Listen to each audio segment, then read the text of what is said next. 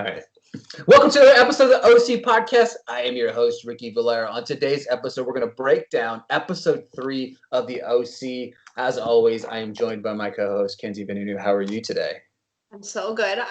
For everyone listening, you can't see, but I'm wearing a t-shirt that just has Sandy Cohen's eyebrows on it. It's funny to me because you literally sent me a message and you're like, hey, we should, make a shirt with just his eyebrows. And I was like, bet.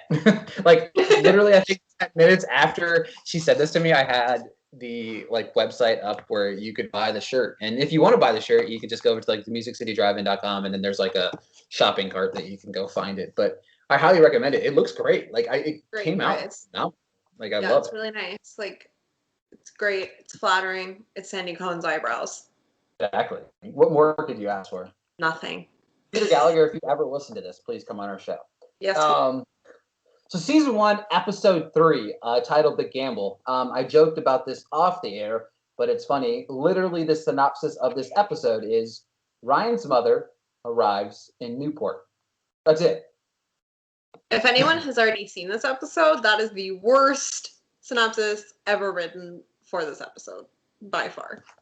I will say this. So we got the same MVP one episode, and the second episode we had difference of MVPs. And I really think that we're going to be different on this one as well. So I'm excited to figure out who your MVP is later on. But all right, so where do we even start? Right? You know what I mean?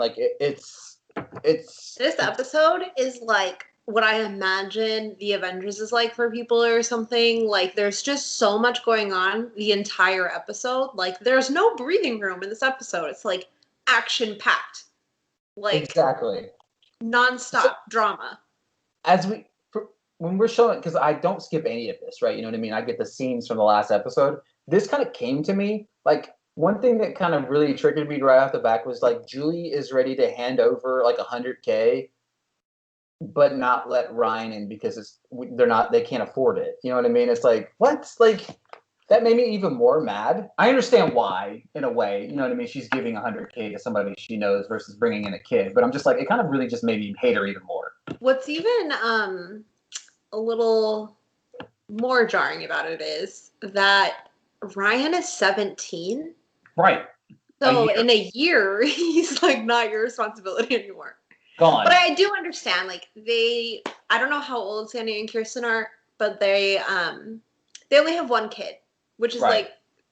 They clearly would have had another one had that been in the cards for what they wanted. Absolutely. Absolutely. 100%. It's just bizarre because I'm if I had this giant house and all this money to fucking give someone $100K, I would take in a child. Right. That my other kid likes. To go. Right. Yeah. That I can occupy my other kid. The first line of the entire episode is, "We got to stop meeting like this."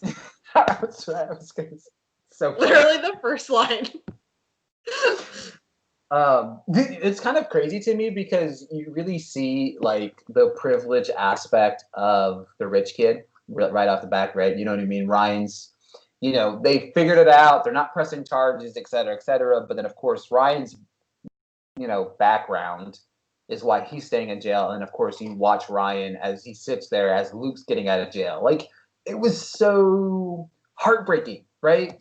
And it's as Sandy's telling him, if I could just find your mom and release you to your mom. And then he's is that why he gets to go? And he's well, he has no priors. He has a good history.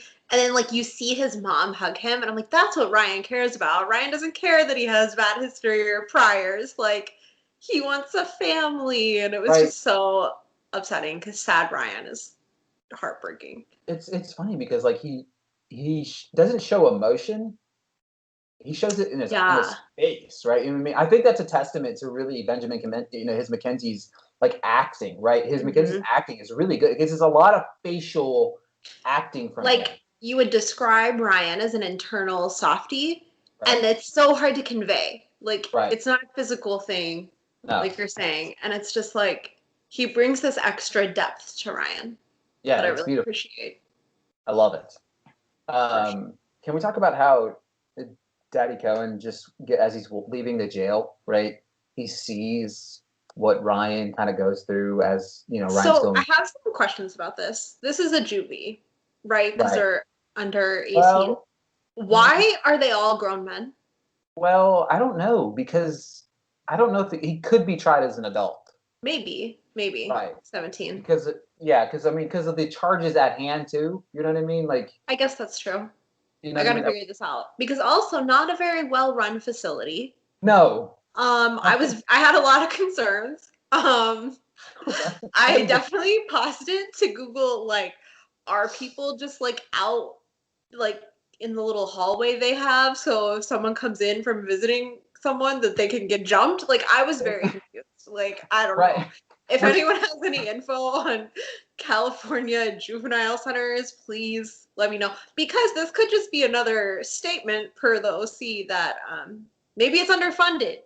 yeah, absolutely. Because I mean, obviously later in the episode, it gets really serious inside the Yeah. jail, right? You know what I mean? Very, very serious inside the jail. Which I have more questions about once we get to this moment. But I didn't know this guy's name, so I just kept calling him Fork, which we'll get to later. But Yeah, he was a jerk. Um, he ran into Ryan. He's like, "What are you doing?" And I was like, "I don't know. What are you doing? Like, where are you exactly. going?" Like, I mean, obviously the way they looked at Ryan, it was like fresh meat. You know what I mean? yeah, It's like it's definitely. the new kid. You know what I mean? But like you're right. And It's like Ryan he was runs. 20 years younger than everyone. I was like, this is It's why funny. I Googled how old is Ryan Atwood in the first season and found out he's 17 because I was like, this makes no sense. It doesn't, right? You know what I mean? I But will. he has eye contact with Sandy while this is happening, and I was just like, Sandy, jump in there, get him out, take him home again. Like, Right? I don't know, you got to do something. Yeah, it's you get really heartbroken really fast because you notice like Sandy is upset. Like he Yeah, is emotionally like he is wanting to get him out, but he knows that, Kirsten's at home just waiting to, chop his balls off. You know what I'm saying? Like, that's really what it is. You know what I mean? Like, and that's it, which obviously, it comes full circle at the end of the episode. We transition into actually obviously the song, which, oh God, it's so good. But we transitioned into the kind of little get together that Kirsten's having with all these people. And with I the Noopsies, it's the first episode that they're referred to as Noopsies, which I just love so much. and I can't tell you how much this statement that Sandy makes when he leaves the house is the greatest thing ever. Well, He's like, so basically, we get like so much when Sandy, like when they cut back to the house. It's like right, a new, like so many housewives arriving, and Julie comes in hot, like the leader of them, like, which is so weird because I don't really remember her being like the leader of the Noopsies, but I guess she is. yeah, she I seems don't like know. it. I mean, It's she like like I she don't walks remember. in the house like it's But one of my amazing. favorite lines is, and it's not my favorite quote, so I'm gonna say it now. The house looks good. I thought you said it burnt down. And she's like, no, not this one, the other house. It's so funny because the lady is like so serious. Like she's like, this Oh, house looks fine. Like, what are you talking about? And she's like, Kirsten has so many houses. It's not even this one. Like these ladies are gossiping and they're not even right. Like, what no, is going on?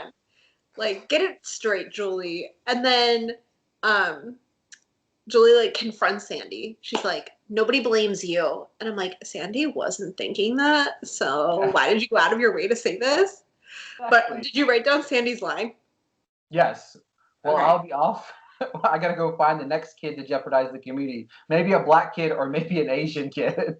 The looks on their faces, I was like, and then Kirsten's like, who wants a Bellini? Like, who wants a And the drink? funny It's like 10 a.m. He's going to work. They're drinking. and the funny thing about it is because like their reaction, like they weren't sure if he was serious or They had not. no idea. They're like, oh my God, he really is going to do this. Like, who's he bringing home next? It was Exactly. really funny. Sandy's humor is just on another level. It really is. And it's funny because you see where Seth gets it.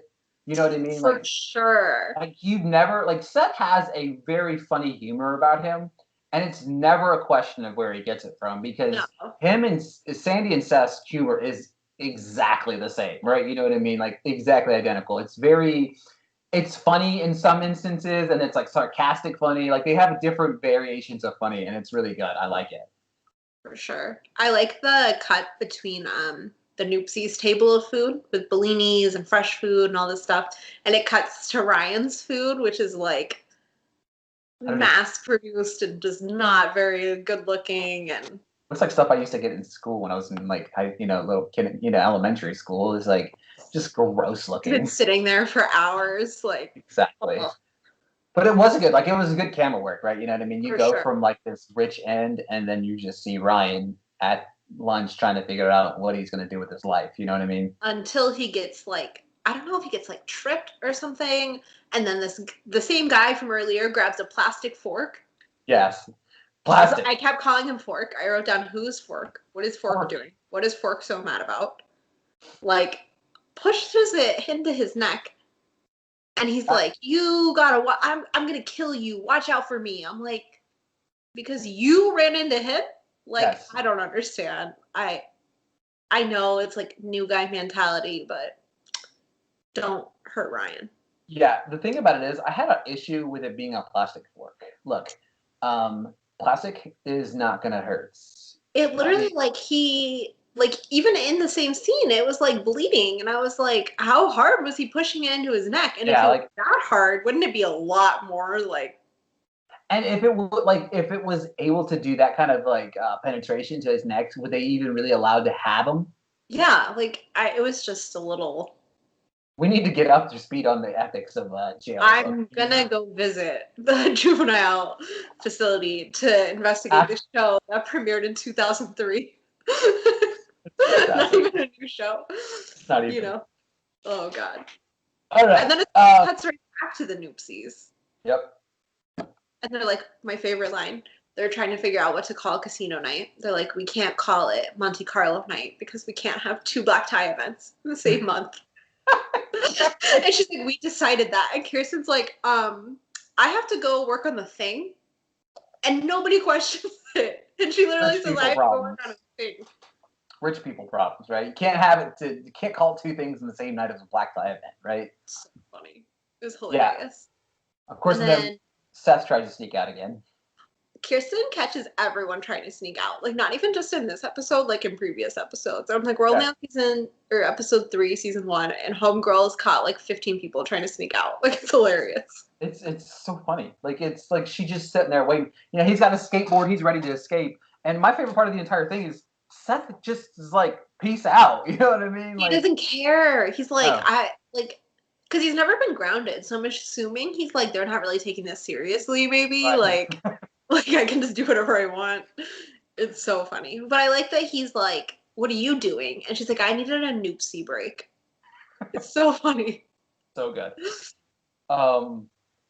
Then we cut to Summer and Marissa, right? Can we just talk about how much growth we eventually get for Summer? Because this is the worst quote of the episode. I'm just going to give it to you now. The worst one, not the best one. Marissa tells her to put a shirt on. And she's like, because my dad's home. And she's like, you say that like it's a bad thing. Summer is better than this. So bad. If anyone that is listening is new to watching the OC, Summer is not like this. They just did not know what they were doing with Summer yet. Please do not write off Summer yet. But it is followed up with one of the best lines of the episode.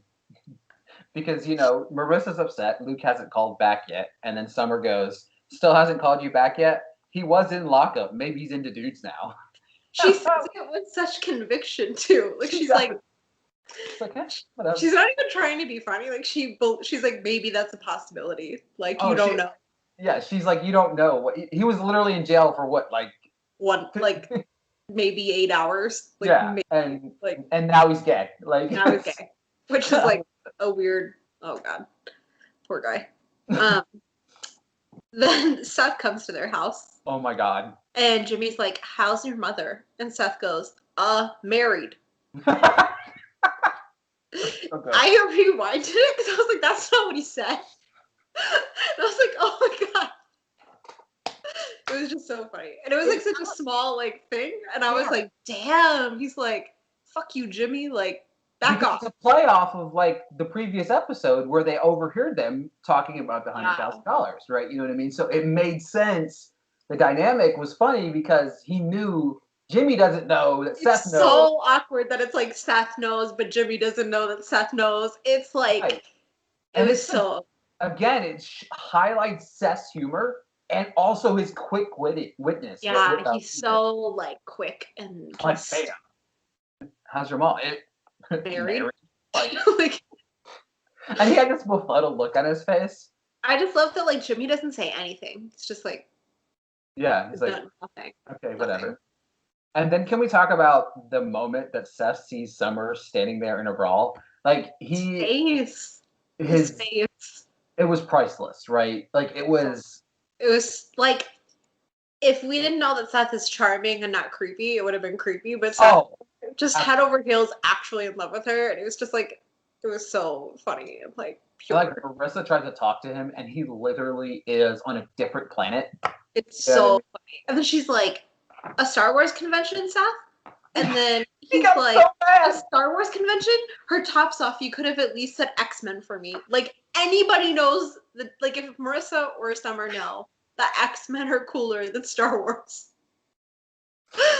It was so funny. He was so emotionally distraught that she said Star Wars. I died laughing at this because I don't know if X-Men is any better. You know what I mean? Like, I don't, like, especially if like you don't understand Star Wars or X-Men, like you're like, they're both nerdy. Like, I don't know. Like it was so funny. Does not watch X-Men or Star Wars. They're probably both nerdy to her, and it's like it was so funny. Yeah. And then it's so funny because that was so funny. And then he's like, I'm going to see Ryan. And she's like, I can't go. And I'm like, holy crap, he doesn't know what went down between them. Nope. Because it was like that whole, like, her, like, I want to stay. And him be like, no. Happened. And then the house burned down and they got arrested. And they never had a chance to interact. So Seth is just thinking it's the same as it was before that. Right, it's like it's just the trio, you know what I mean? It's like the Three Stooges are still together, they're still rolling. It was like, ugh.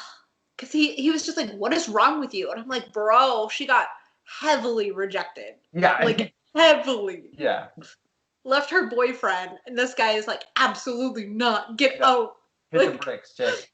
It was just brutal. And then shows back up to the house with her boyfriend in the truck, you know what I mean? Like, the dynamic was interesting.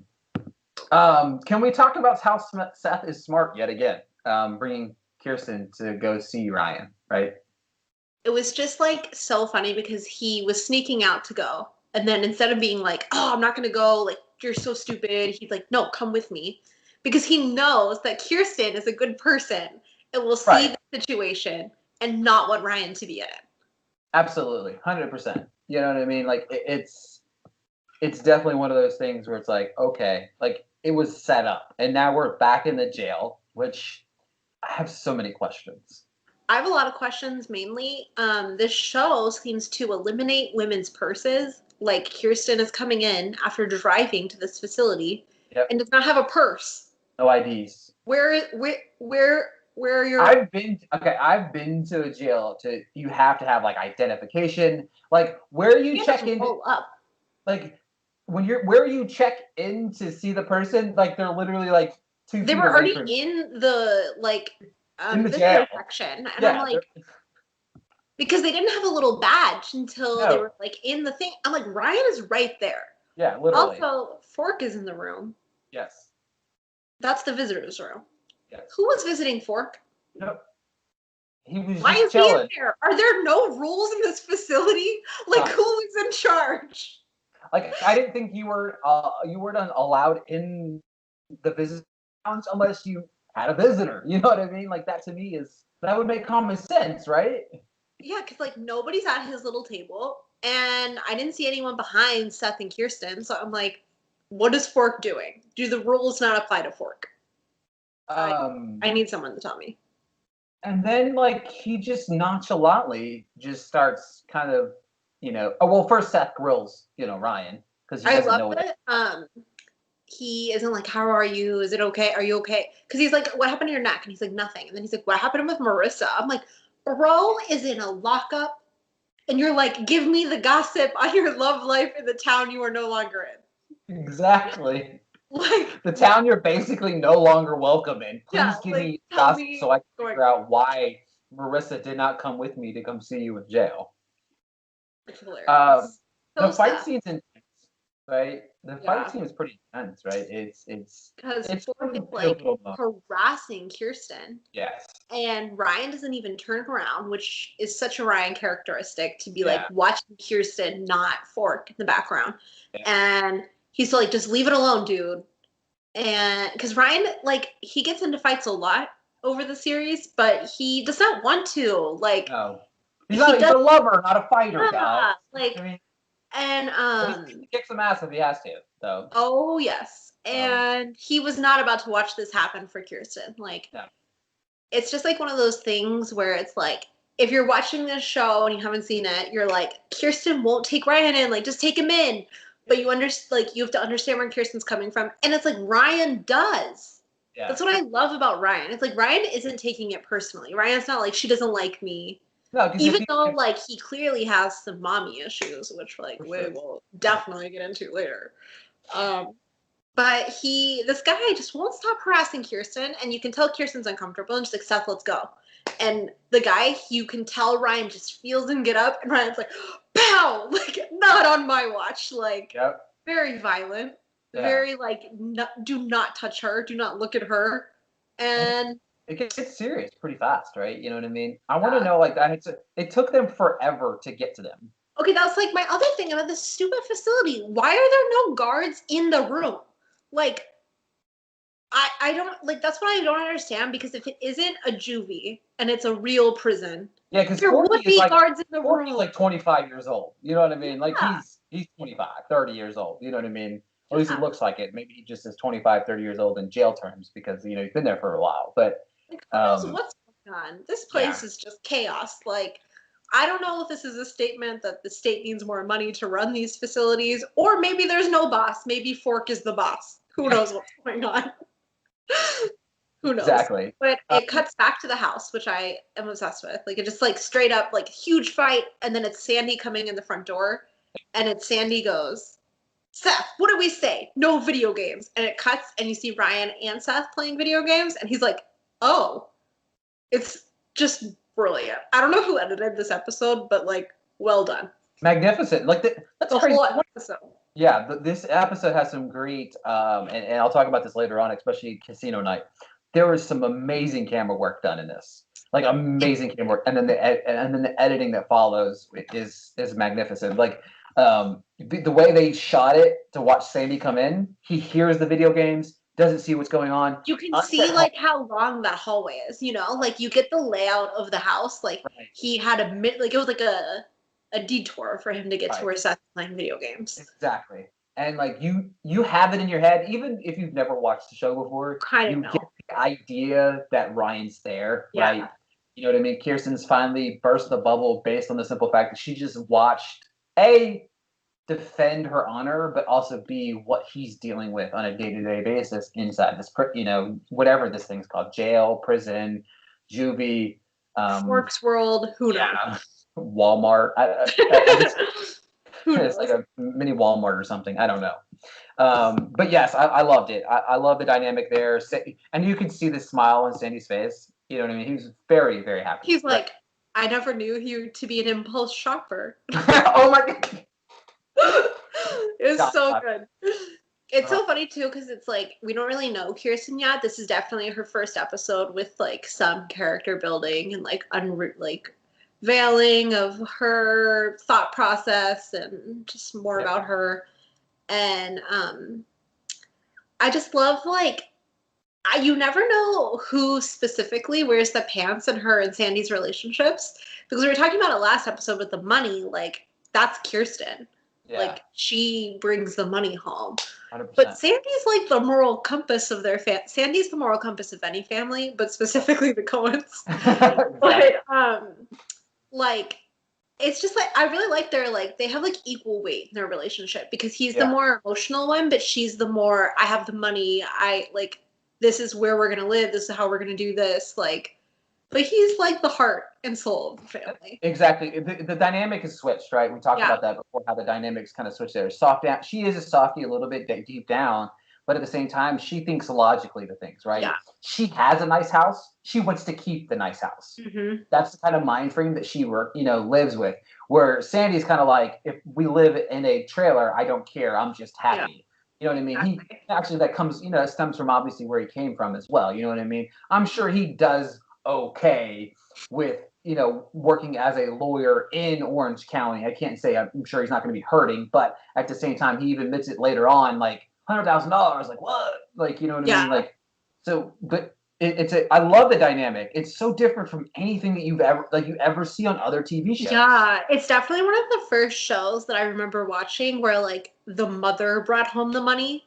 Yeah. And not only like brought home the money, but like millions of dollars worth Yeah. of money. Right. But it wasn't painted like super negatively. Like, yeah, there's comments throughout this episode that she's a workaholic, but it's from people that don't really know her. But she's still home with Seth, and Seth still like talks to her. Like, there's no like, you're never here, you're always working. Like, Right. it was definitely one of the first shows I remember, like, of age where like the mother was working a lot and brought home the money, but it wasn't a negative thing. Exactly. And It was one like, of those first like ever really coming of age style TV shows where it was okay for the woman to be the breadwinner, right? yeah. And it does come up in their relationship, but it's not like every conversation or every fight is about that. And like it's really ahead of its time for that. Like this is 2003. Yeah, absolutely. You know what I mean? Yeah. I mean, we still, that is something still dealt with to this day, right? You know what I mean? Like, it's a nice change of events, right? So, casino night, we're setting up, right? we missed one thing. Yep. Because it comes back later. So Ryan over here is Sandy and Kirsten talking, and she's like, "It's not permanent. We're gonna find his mom. We have people looking." And he's like, "I guess I won't unpack." And sad Ryan, man. Yes. Oh my God. Sad Yeah. Ryan. Oh my goodness. I know we always say this about Benjamin McKenzie that he like kind of looks like a puppy and like people like he's kind of like an abandoned puppy going back and forth this whole episode. But like, man, his eyes! I was like, this poor guy. Like, just wants to be loved. For me, watching it now as like older, right? You can like we talked about this with like films. Like you can appreciate things a little bit differently now, right? When I'm watching this show, like I was talking to you off it, like I was like 16, 17 years old watching the show. I was a kid watching a kid, right? And I didn't care about how Mackenzie was acting at the time. But watching it back now, it's like I appreciate the level of acting that he brought to it because 90% of what we've seen through 3 episodes is in his face. Face acting is hard. It's not an easy, like it is not an easy thing to do, right? You know, and for him, he's got to play this tough guy thing. You know, I even talked about like it's like tough, and it's like really deep down, he's just this big old teddy bear that's been through some shit, right? Yeah. And it's glorious, but like he knows how to break your heart with his eyes, and it's not an easy thing to do. Like that 1 second, I guess I went on. It was such a short moment, and I was just like, the cut's fast. The cut's fast right after that. Right? He says the line, it's a pause, and then we're on to the next thing. It's crazy. With my favorite part is that before we get to them setting up for casino night, Sandy's leaving, and Kirsten's like, "Where are you going?" And he's like, "I have to go to work." And she's like, "Well, I just set up for casino night. And what do I do with Ryan?" And he's like, "Take him." And she's like, "No, what? No." And he's like, the ladies will love him. And I'm like, you know what? That's really funny because in the first episode, he had a lot of cougars coming on to him. I'm like, so Sandy knows. Like, it's so funny. My favorite part of when they arrived to this, was it Kirsten? Somebody said strapping men, strapping young men, basically. Yeah.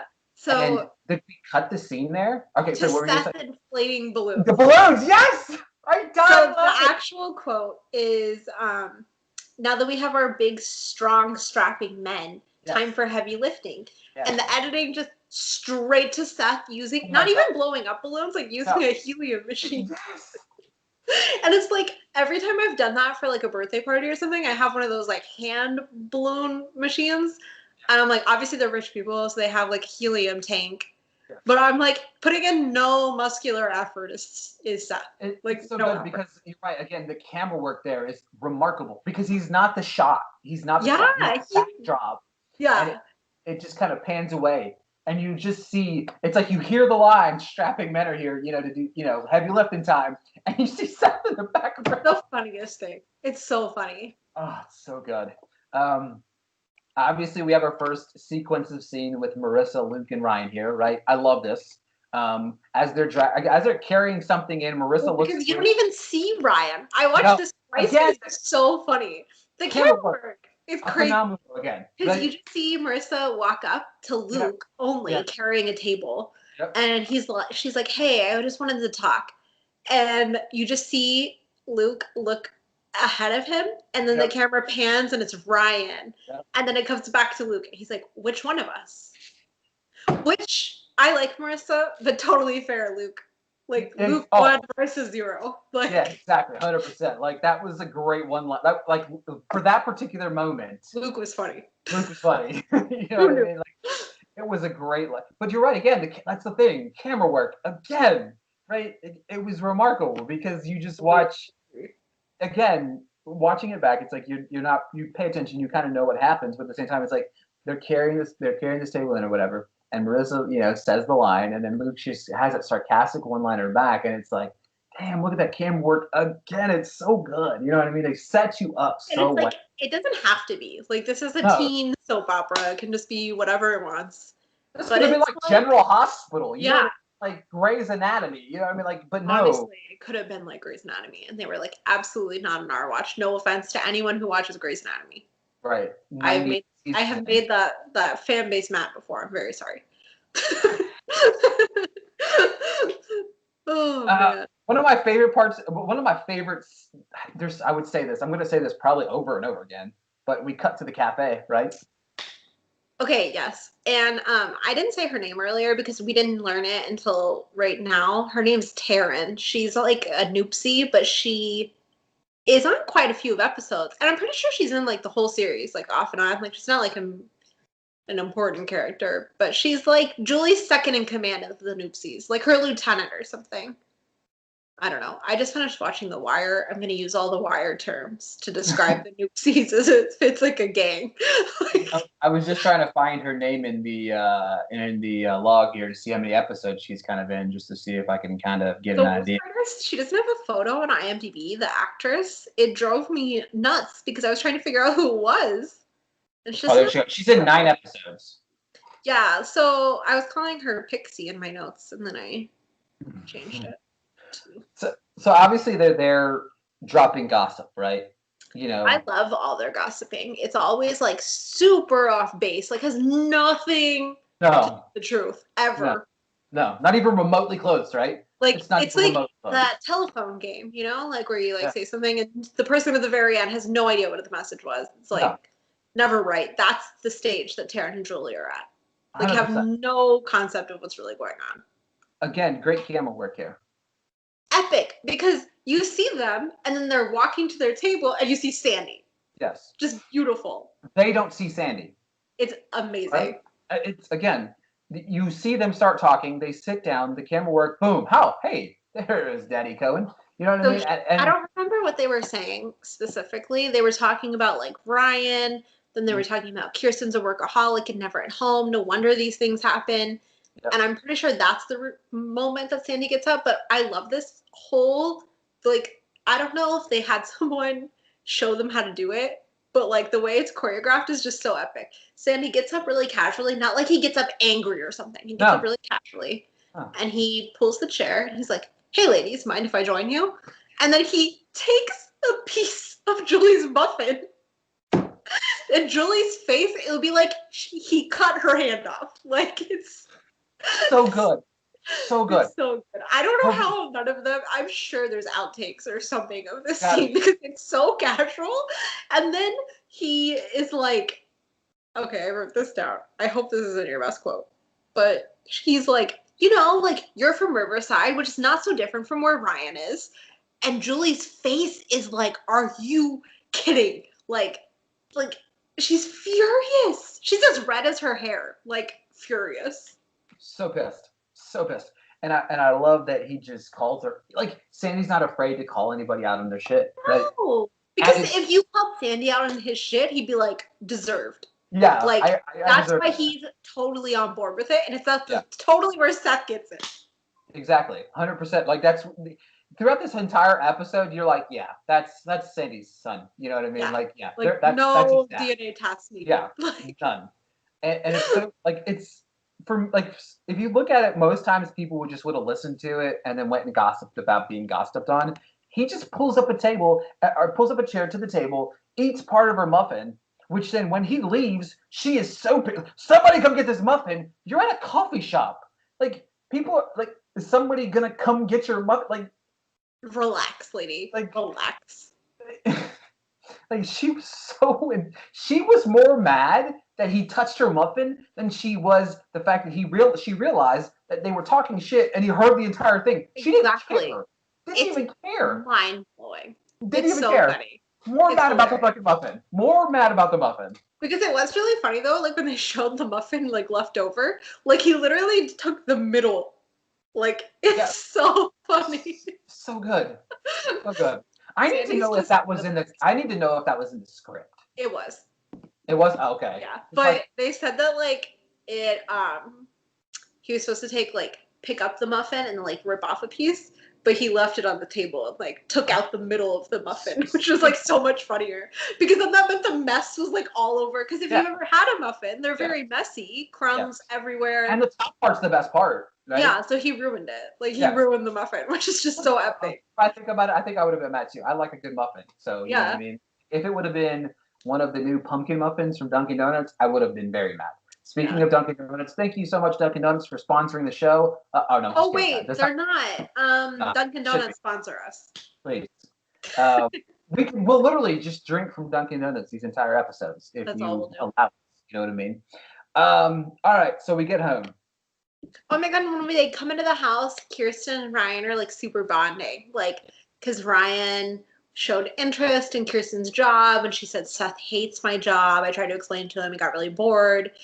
And Ryan's like, try me. And she starts explaining it. And he knows what she's talking about. He like talks back with more information. She's like, how do you know that?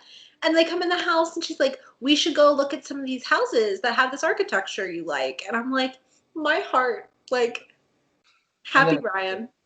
And then it's ruined because Completely. Sandy found Ryan's biological mother, Dawn, Mm-hmm. which rhymes with spawn of Satan. I literally just call her Ryan's mom the entire time. Like every time I wrote, I didn't even care to remember her name or write her name because I was so angry.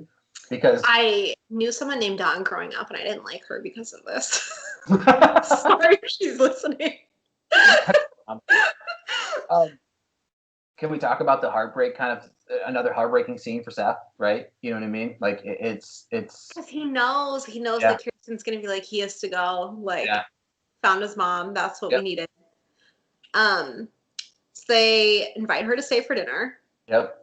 And I just want to say that they really, whoever dressed Dawn, did Dawn's makeup and like just created Dawn as a character, did a really great job at highlighting 2003 trends for both Kirsten and Dawn, but showing the that Dawn has a lower income.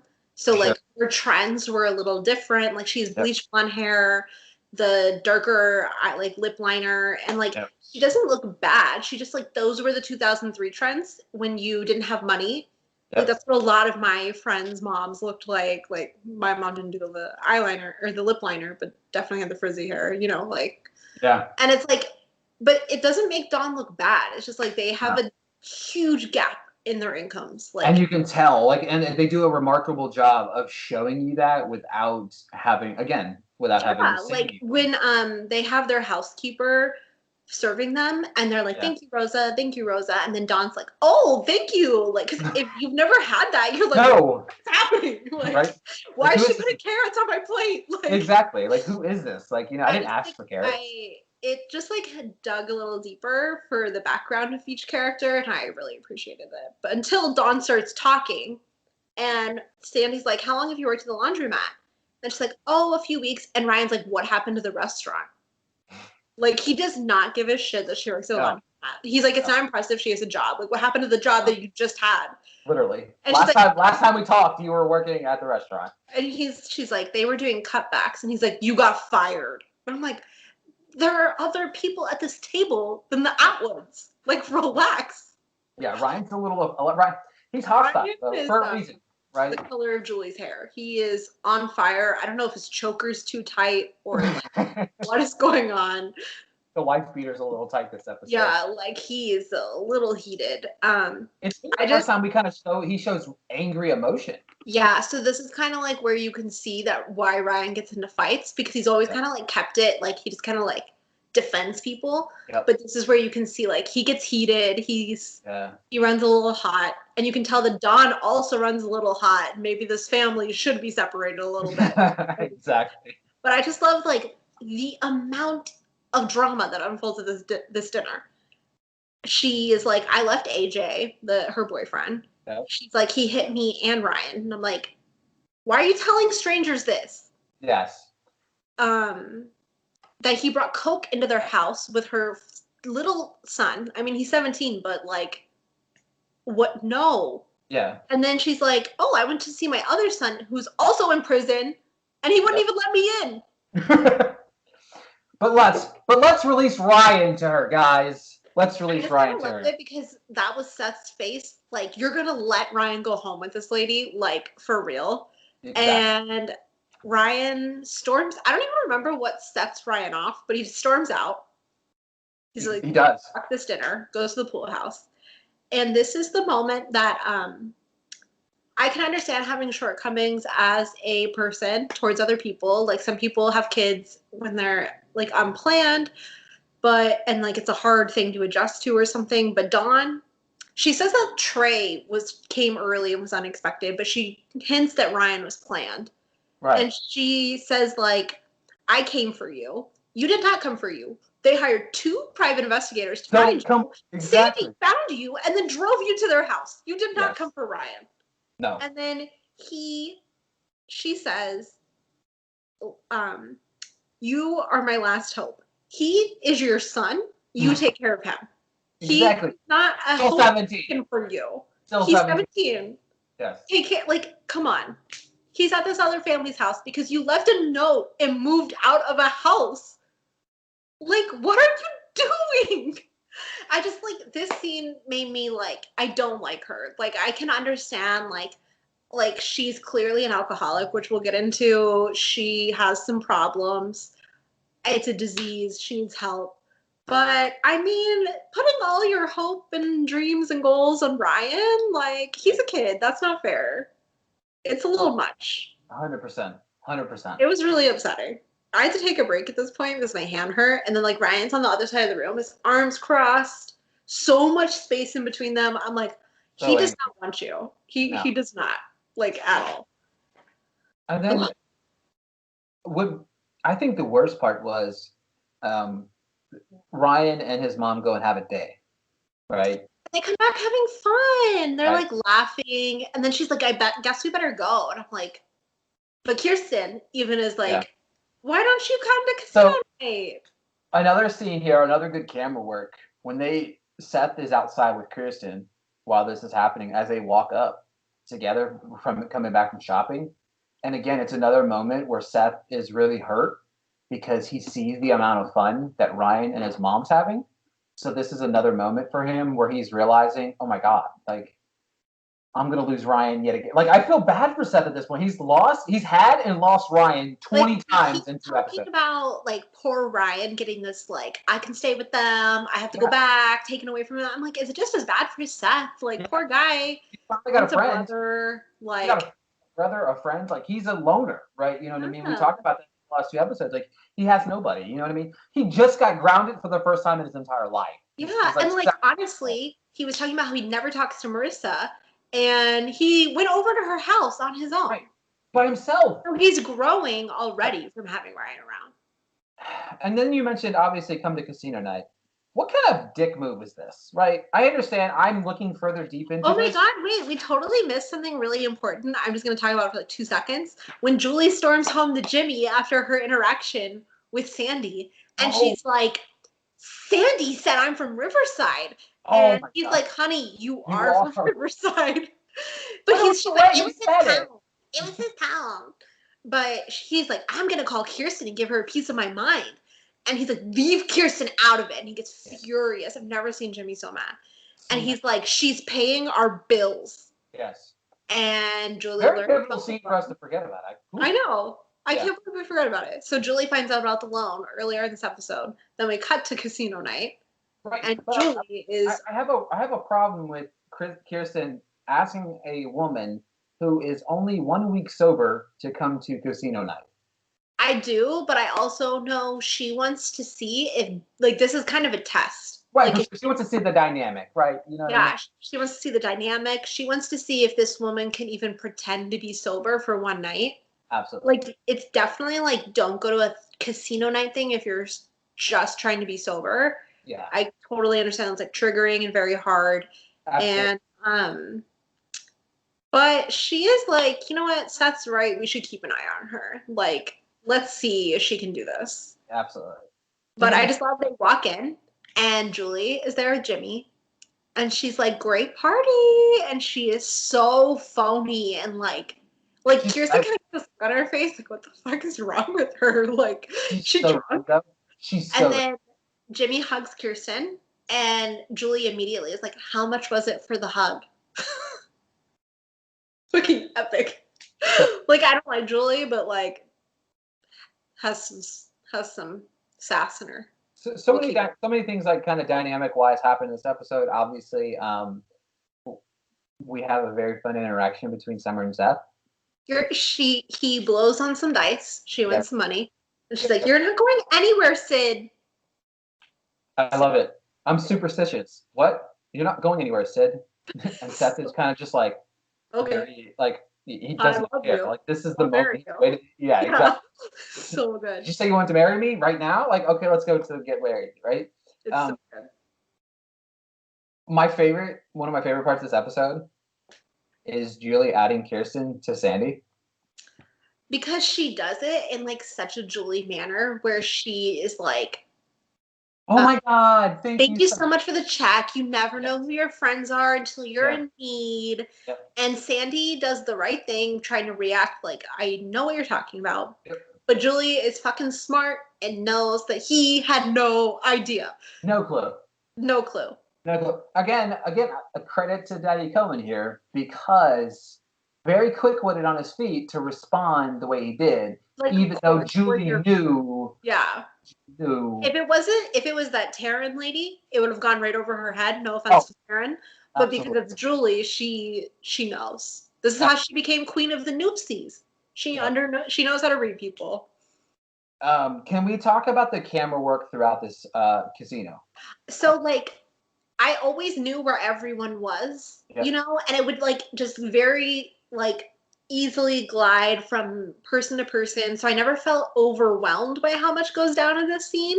Yep. But there was so much unfolding. There was Luke and Marissa drama. There was Ryan and Marissa drama. Yep. There was Dawn catching Ryan and Marissa making eyes at each other. There was Sandy and Kirsten fighting over $100,000. There was Seth going on dice with. It was and then towards the end of the episode, there's Luke and Marissa drama again. It was nonstop. I love that we have to go outside for the whole Sandy and Kirsten throwdown. I mean, it's not even a throwdown. It's just like a conversation, kind of. But Julie sees them from across the room, and she's like, come with me, Jimmy. And he grabs his chips, and she is like, who needs chips? You've got Kirsten. Like, girl, relax. Cuts no break. She's so good. One thing I'll notice when Daddy Cohen and Julie have this conversation, and he says something to her about it, she responds and says, "Of my money." Mm-hmm. And that was the thing. The thing about with Sandy from the get-go is he doesn't care about the money. Yeah, he literally says it's not about the money; it's that you never told me. 100%, right? You know what I mean? It just shows that, like, yes, she makes all this money, but it's like that doesn't matter to him. He doesn't care. It would be the No, same if she made $70,000 to him. absolutely.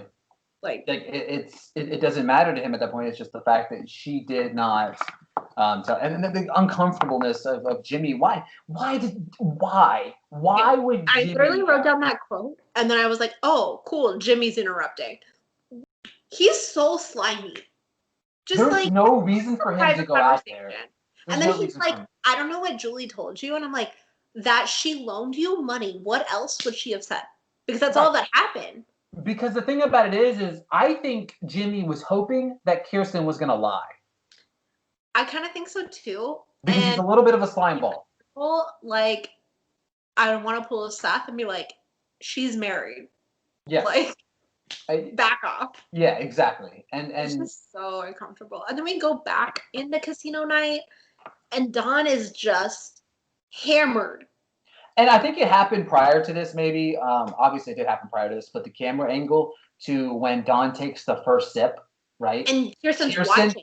Kirsten's watching, and again, the camera angle right there kind of hits you because it's like you see her, she takes the first sip, and the camera pans, and bam, there's Kirsten, right? You know what I mean? Perfect timing. Kirsten always, like at the very first episode when she caught Ryan. Exactly, right? She took the drink right out of his hand. You know what I mean? Yeah, same setup, kind of. Exactly. But she never told her to stop drinking. She was just monitoring it. The only time she stepped in was when she was like, homegirl can barely stand. Maybe it's time. You've had enough. Like, right. And then Kirsten walks away, and then she chugs the drink anyway. She chugs the drink anyway. All the other noopsies are like staring at her like, what are you doing? 100%. And then she falls to the ground. Why is she on the ground for like a solid 3 minutes? You would have thought she was shot. You would have thought she was shot. Like, nobody stepped in. And then nobody I love Marissa looks at Luke like, go help. Exactly. And Luke helps. And one of my favorite moments, and this just shows you that even though Ryan's hot-headed, like whatever, Ryan goes to grab his mom from Luke, and he's like, thanks, man. And it was really like tender. And I'm like, they were just fighting. And they're probably still fighting. And we had this moment in the casino where Ryan tells Luke nothing happened. And that's when he goes back to Marissa. Right. And the thing about it is like everything seems like it's going to start working in the favor. Dawn falls. And then Dawn falls, and Marissa gets very. The thing of what I don't understand. Is it because Marissa kind of has a drinking problem?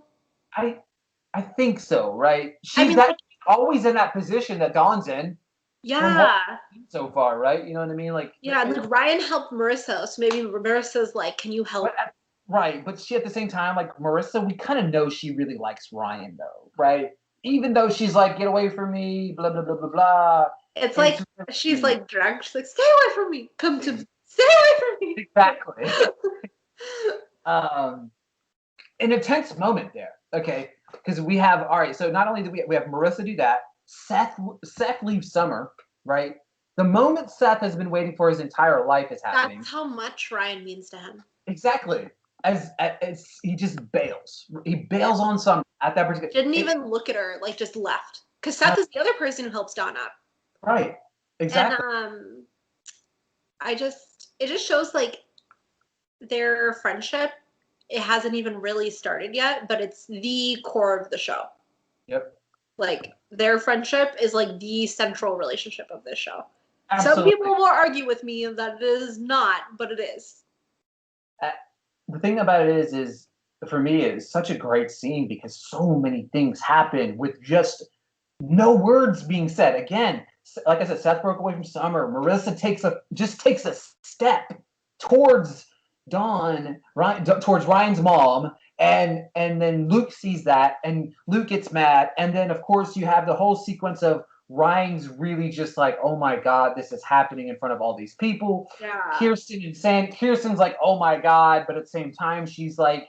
I really like Kirsten's reaction, though, because she's not actually, like, embarrassed. Like, she's concerned for Ryan and Dawn. She's not, like. As they leave the party. She's like, it's okay. It's okay. She's with us. Right. And I just I kind of assumed that Kirsten would react like, if you've never seen it and you're like first time rewatching it or whatever, you kind of assume she'll react like, oh my God, this is so embarrassing. Like, this is my party. Like, exactly. But that's not who Kirsten is. That's why she doesn't get along with those women. Like, Yeah. Kirsten's a family woman, Yep. despite what anyone says about her. And Great moment for her, right? great. Perfect. And then Ryan watching his drunk mom passed out, sleeping in the pool house is just heart-wrenching.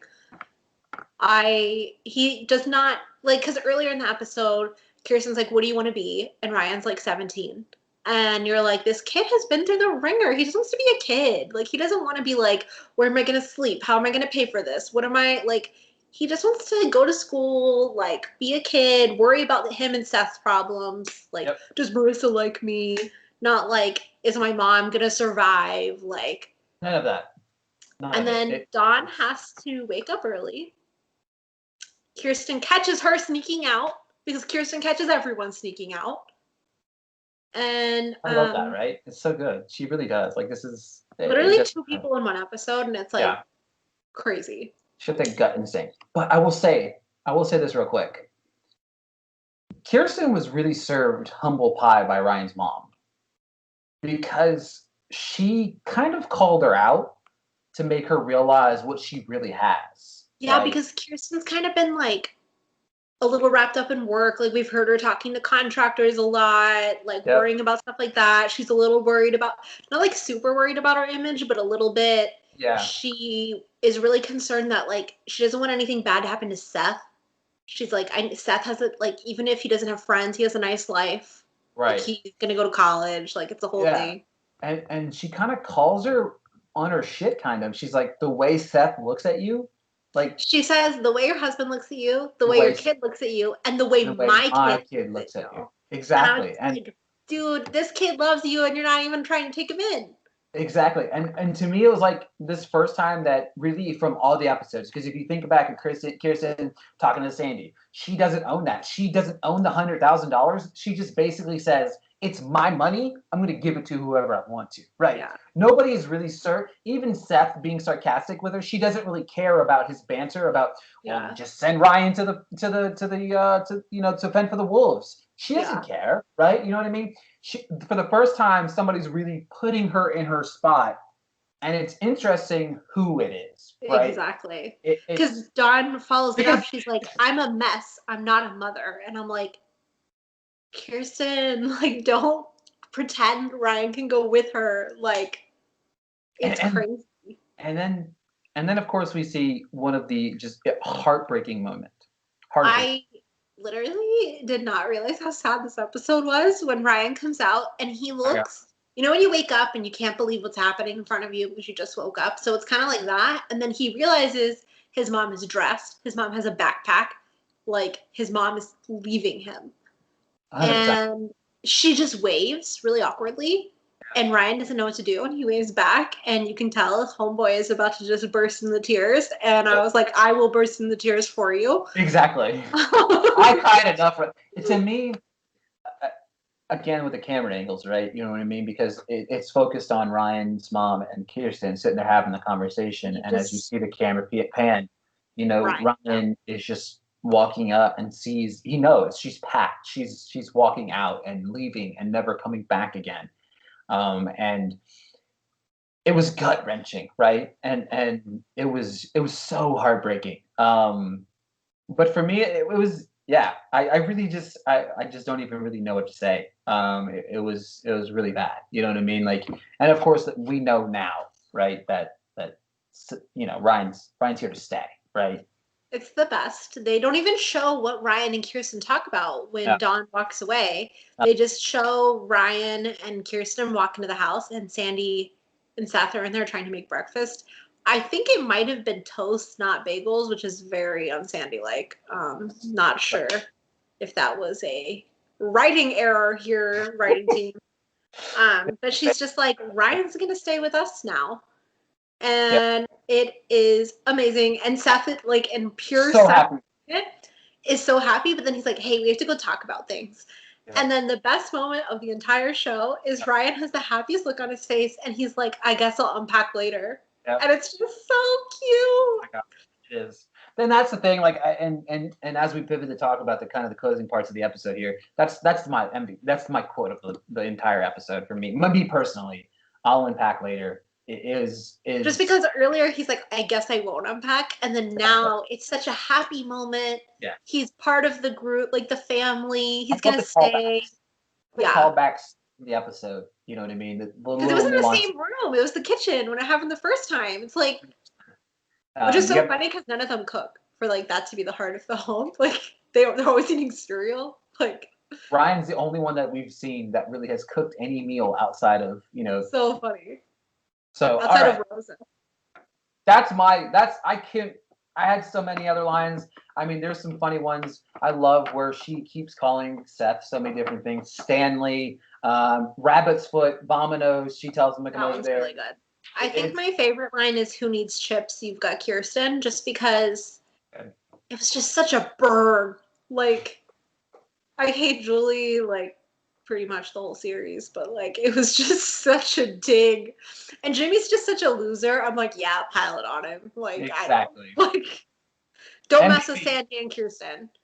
MVP, I'm gonna go Kirsten. Yeah. I went opposite. I went Julie. You and Julie? I did. So both of them have a ton of character development in this episode. Absolutely. The only reason I like Julie here is because if she doesn't out Kirsten, she does it in such a Julie manner. Exactly. And the thing about it is in my head, Kirsten's really saying, technically, Ryan can stay here. I'm gonna let him stay here to make up for me giving Jimmy $100,000. Like because they have that moment together where they hug and like, are we okay? And then it's like Sandy's on cloud 9 because Ryan's living there now. He's not gonna argue about the $100,000. No, he's the $100,000 in the back of his head now. I feel like that hug or that gesture, and I know it was an emotional gesture as well, but I'm just saying it was kind of a gesture to be like, hey. I just think like that just shows like they're at such a secure place in their marriage that like, and it's so funny because it's so the opposite of what Jimmy and Julie have. 100%. They hate each other. Oh my God, it's so uncomfortable. So bad. And I just love like Kirsten is like a working mom but still a good mom, and I feel like this episode really highlighted her positive attributes. I almost went Kirsten, but I Julie's a really good one. Wow. We're 3 episodes in. I've given MVP to Luke. You've given MVP to Julie. We may never win it ever again. Nobody's ever gonna listen to this again. Oh God. You got some fun facts for us? I only have one.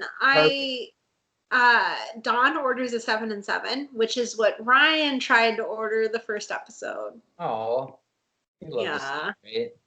Family boozies, I guess. Family generational down.